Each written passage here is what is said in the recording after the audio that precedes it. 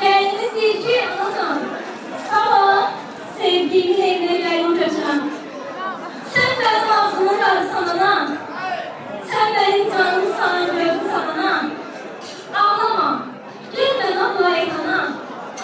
Hakkını sen bana havale et ana. Kız anası bu hepsini öpten sevdim. Sevdi ki evlenmeyeyim.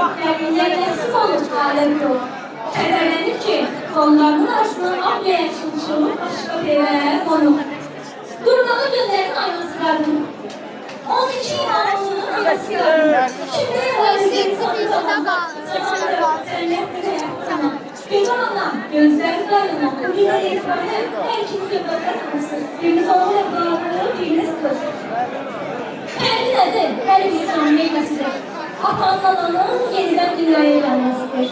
Ata köktür ana toyfa, oğul buda kız kıyarfa. Eli eskiden şirindir, bal baldan şirindir. O neve ki var neve, varınızda neve. Görmemişsizler.